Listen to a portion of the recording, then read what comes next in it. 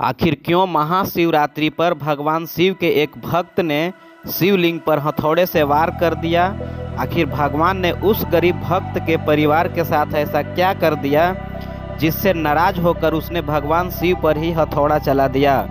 फिर गुस्से में आकर भगवान शिव ने कुछ ऐसा किया जिससे सुनकर आप हैरान हो जाएंगे।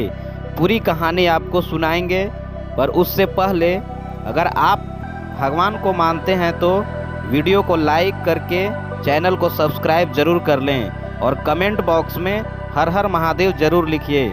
आइए जानते हैं भगवान शिव के एक भक्त की कहानी। शिवराम एक साधारण सा किसान था जिसका जीवन भगवान शिव की भक्ति में लीन था। वह हर दिन प्रातः उठकर अपने खेतों में जाता और मेहनत से फसल उगाता। जीवन की हर कठिनाई को वह भगवान शिव के आशीर्वाद से सहन करता था। उसे विश्वास था कि महादेव कभी अपने भक्तों को बुरा नहीं होने देते। गांव में एक पुराना शिव मंदिर था जहां वह प्रतिदिन पूजा करता, लेकिन महाशिवरात्रि उसके लिए विशेष थी। इस दिन वह पूरे विधि विधान से रुद्राभिषेक करता, व्रत रखता और रात्रि में जागरण करता। इस बार भी उसने विशेष तैयारी की थी। उसने मंदिर को फूलों से सजाया, बेलपत्र और धतूरा इकट्ठा किया और गंगा जल मंगवाया। पूरे गांव में उसकी श्रद्धा की चर्चा होती थी। उसका बेटा रमेश, बहू सुनीता और दोनों प्यारे पोते छोटू और मीनू शहर में रहते थे। रमेश शहर में एक छोटी सी नौकरी करता था और शिवराम को हर महीने कुछ पैसे भेजता था। इस बार वे सब महाशिवरात्रि पर गांव आने वाले थे। शिवराम अपने परिवार को देखने के लिए उत्सुक था। दिन भर मंदिर की सजावट में व्यस्त रहने के बाद शिवराम घर लौटा और अपनी पत्नी से बोला, इस बार पूजा बहुत धूमधाम से करेंगे। बच्चों के साथ मिलकर मंदिर में भजन भी करेंगे। पत्नी ने मुस्कुराकर कहा, हाँ, बच्चे भी बहुत उत्साहित हैं। कल वे आ रहे हैं ना? शिवराम ने सिर हिलाया। हाँ, रमेश ने बताया कि वे सुबह निकलेंगे और शाम तक यहाँ पहुँच जाएंगे।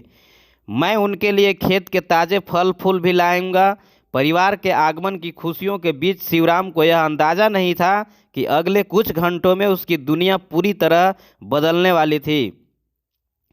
अगले दिन शिवराम सुबह से ही घर के सामने बैठकर अपने बेटे और पोते पोती की आने का इंतजार कर रहा था। वह बार बार सड़क की ओर देखता और अपनी लाठी के सहारे धीरे धीरे चलते हुए दरवाजे तक जाता, लेकिन दिन बीतता गया और वे नहीं पहुंचे। शाम को अचानक शिवराम का फ़ोन बजा। उसने देखा कि रमेश की सास का नंबर था। उसने जैसे ही फ़ोन उठाया, उधर से रोने की आवाज़ आई। कांपती हुई आवाज़ में उन्होंने कहा, बेटा, बहुत बुरी खबर है, तुम्हारे रमेश, सुनीता और बच्चे। शिवराम इतना सुनते ही शिवराम के हाथ से फ़ोन गिर पड़ा। उसका सिर चकराने लगा। उसने पत्नी की ओर देखा, जो उसके चेहरे का रंग उड़ता देख घबरा गई। वह कुछ बोल नहीं सका, घुटनों के बल जमीन पर गिर गया। पत्नी ने कांपते हुए हाथों से फ़ोन उठाया और धीरे से पूछा, क्या हुआ? फ़ोन से आवाज़ आई, वे एक भयंकर सड़क दुर्घटना में। उससे पहले कि वह कुछ और सुन पाती, फ़ोन उसके हाथ से फिसल गया। पूरे घर में सन्नाटा छा गया। शिवराम के मन में एक तूफान उठ खड़ा हुआ। उसका पूरा शरीर सुन्न पड़ गया था। उसकी आंखें शून्य में स्थिर हो गई। उसने जीवन भर भगवान शिव की भक्ति की थी, हर संकट में उन्हें पुकारा था, लेकिन आज उसकी दुनिया उजड़ चुकी थी। गांव वाले उसके घर पहुंचने लगे। सभी को इस हादसे की खबर लग चुकी थी। कुछ लोग उसे दिलासा दे रहे थे तो कुछ लोग चुपचाप खड़े थे, लेकिन शिवराम को कोई शब्द सुनाई नहीं दे रहे थे। वह अचानक उठा और मंदिर की ओर चल पड़ा। रास्ते में लोग उसे रोकने की कोशिश करने लगे, लेकिन उसने किसी की ना सुनी। उसका हृदय विद्रोह से भर चुका था। उसकी भक्ति के बदले भगवान ने उसे यह दुख क्यों दिया? क्या भगवान शिव केवल नाम के ही दयालु थे?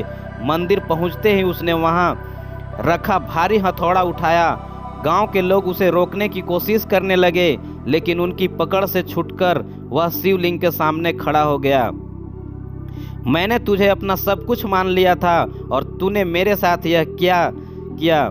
उसकी आवाज़ कांप रही थी। उसने हथौड़ा उठाया और पूरी ताकत से शिवलिंग पर प्रहार करने चला, लेकिन जैसे ही हथौड़ा शिवलिंग पास पहुंचा, एक तेज बिजली चमकी और पूरा मंदिर एक दिव्य प्रकाश से भर गया। उस प्रकाश के बीच एक विशाल आकृति प्रकट हुई। स्वयं भगवान शिव, उनके त्रिनेत्र की ज्वाला से पूरा मंदिर कांप उठा। शिवराम की आंखों से आश्चर्य, क्रोध और दर्द का संगम था। तुम कौन हो जो मेरी भक्ति की परीक्षा लेते हो? उसने चिल्लाकर पूछा। भगवान शिव ने गंभीर स्वर में कहा, हे शिवराम, तूने सदा मुझ पर विश्वास किया है, फिर आज क्यों विचलित हुआ? क्या तू समझता है कि यह संसार बिना कारण चलता है? हर घटना के पीछे एक गूढ़ रहस्य होता है। शिवराम, अब तक तुम घुटनों के बल बैठ चुका था। उसने कांपते हुए पूछा, फिर मेरे साथ ऐसा क्यों हुआ? मेरे परिवार को क्यों छीन लिया गया? भगवान शिव मुस्कुराते हुए बोला, तुझे इसका उत्तर दूंगा। देख अपने पूर्व जन्म की छवि। उन्होंने अपने त्रिनेत्र को खोला और एक दिव्य छवि प्रकट हुई। शिवराम ने देखा कि उसका और उसके परिवार का संबंध पिछले जन्म से जुड़ा था। वह समझ नहीं पा रहा था कि वह सब क्या हो रहा है। शिव ने कहा, जो कुछ भी होता है उसके पीछे एक कारण होता है। तुम्हारे परिवार का अतीत तुम्हारी वर्तमान पीड़ा का कारण है।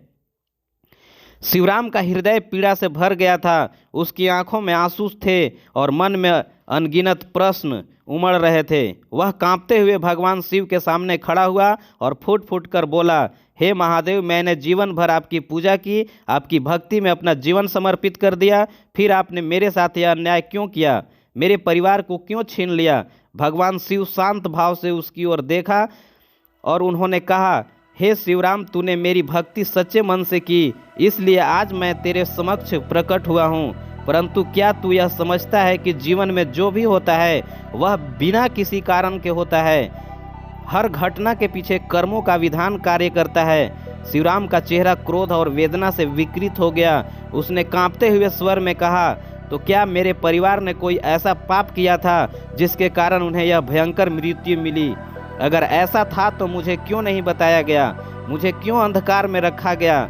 शिव ने अपनी जटाओं को हिलाया और यह दिव्य प्रकाश प्रकट हुआ। अचानक शिवराम के चारों ओर दृश्य बदलने लगे। उसे एक पिछला जीवन दिखाई देने लगा जहां एक धनी जमींदार अपनी प्रजा पर अत्याचार कर रहा था। वह निर्दयता से लोगों को उनकी जमीनों से बेदखल कर रहा था और गरीबों की पुकार को अनसुना कर रहा था। यह देख शिवराम से शिव बोले, यह धनी जमींदार कोई और नहीं बल्कि तेरा ही परिवार था। उन्होंने अपने पिछले जन्म में कई निर्दोषों पर अत्याचार किए, उनकी जमीनें छीनी, उनके घर जलाए। वे नहीं जानते थे कि उनके कर्मों का फल उन्हें अगले जन्म में भुगतना पड़ेगा। जो उन्होंने अतीत में किया उसका परिणाम आज सामने आया। शिवराम स्तब्ध था। उसकी आंखें विस्मय और अविश्वास से फैल गई। उसने कांपते हुए कहा, तो क्या यह सब कर्मों का प्रतिफल था? क्या मेरे परिवार ने जो किया उसकी सजा उन्हें मिली? लेकिन मेरे पोते पोतियों ने क्या दोष किया था? वे तो मासूम थे। भगवान शिव मुस्कुराए और बोले, हे शिवराम, यह सृष्टि कर्मों के विधान से बंधी है। बालक अपने जन्म में निर्दोष होते हैं, परंतु उनके पिछले जन्मों के कर्म भी उनके साथ चलते हैं। जो तुम्हारे पोते पोती थे वे उन्हीं अत्याचारी की पुनर्जन्म आत्माएं थी जिन्हें अपने ही किए का दंड भोगना पड़ा।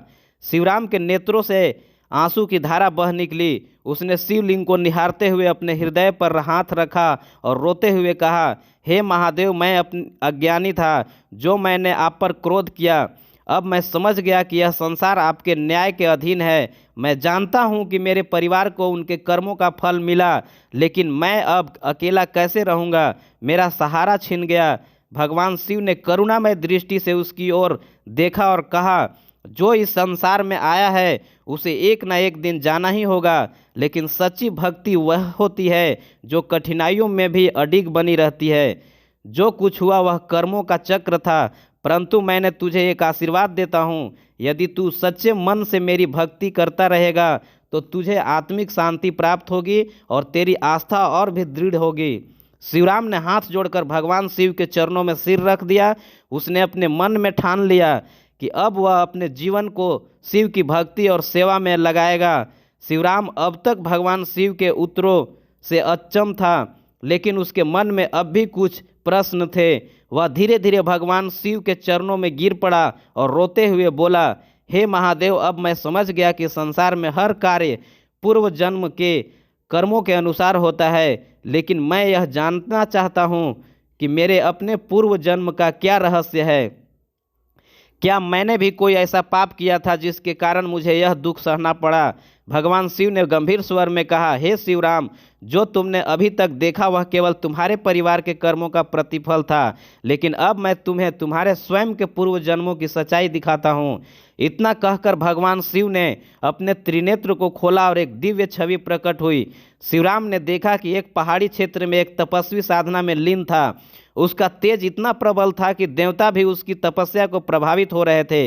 यह दृश्य देखकर शिवराम ने आश्चर्य से पूछा, हे प्रभु, यह कौन है? भगवान शिव ने मुस्कुराकर कहा, यह कोई और नहीं बल्कि तुम स्वयं हो। अपने पूर्व जन्म में तुम एक महान ऋषि थे जिन्होंने वर्षों तक कठिन तपस्या की थी, लेकिन तुम्हारी एक भूल ने तुम्हें इस जन्म में किसान बना दिया। शिवराम की आंखें आश्चर्य से फैल गई। उसने कांपती आवाज में पूछा, ऐसी कौन सी भूल थी प्रभु? भगवान शिव बोले, तुम्हारी भक्ति सच्ची थी, लेकिन तुम में अहंकार आ गया था। तुमने सोचा कि तुम्हारी तपस्या इतनी महान है कि स्वयं भगवान को तुम्हारे समक्ष आना ही होगा। तुमने एक दिन शिवलिंग की पूजा करते समय क्रोध में आकर शिवलिंग पर प्रहार कर दिया था, क्योंकि तुम्हें लगा कि तुम्हारी तपस्या का फल तुम्हें नहीं मिल रहा।